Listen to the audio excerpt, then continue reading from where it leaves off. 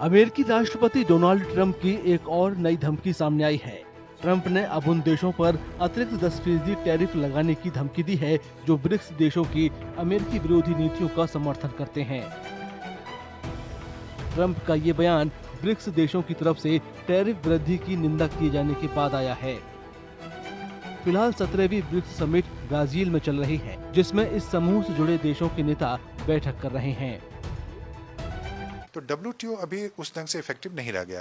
तो अब इन देशों को लग रहा है कि अगर हमें अमेरिकन जो ट्रेड के इशूज हैं, टैरिफ जिस ढंग से ट्रंप ने इम्पोज किया है, तो उसको अगर हमें ओवरकम करना है तो आपसी सहयोग को हमें बढ़ाना पड़ेगा कि ठीक है, हम अमेरिका से अगर ट्रेड हमारा कम भी होता है तो हम इन सारे देशों से अपने ट्रेड को बढ़ा सकते हैं।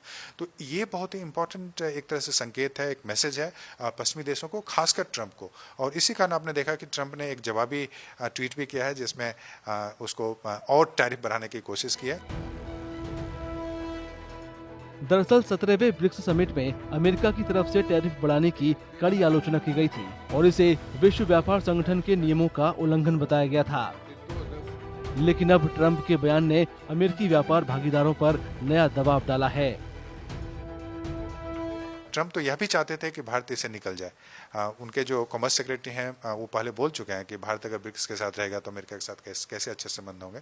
लेकिन अब मैं बता दूं कि Bharat prime minister Modi BRICS को काफ़ी सीरियसली लेते हैं। उन्होंने जिस ढंग के स्टेटमेंट दिए हैं उससे भी पता चलता है कि भारत ब्रिक्स को लेकर काफ़ी सीरियस है। जैसे उन्होंने बोला कि अगर ब्रिक्स और ग्लोबल साउथ के बोला कि अगर यह एक साथ नहीं होगा और यह इफेक्टिव नहीं होगा तो ये वैसी ही बात होगी जैसे कि सिम विदाउट नेटवर्क, कि आपके पास सिम है लेकिन नेटवर्क नहीं तो आप बात नहीं कर सकते। तो ब्रिक्स एक इंपॉर्टेंट प्लेटफॉर्म है कम्युनिकेशन के लिए ग्लोबल साउथ के कंट्री के लिए। ग्लोबल साउथ का मुद्दा भी है, उसको भी काफी तरजीह दिया है इन सारे देशों ने। इससे पहले अमेरिकी राष्ट्रपति डोनाल्ड ट्रंप ने कई देशों पर हाई टैरिफ रेट लगाए थे। इसमें भारत पर भी 26% टैरिफ लगाना शामिल था, जिसके बाद ट्रंप के इस कदम की कड़ी आलोचना भी हुई थी।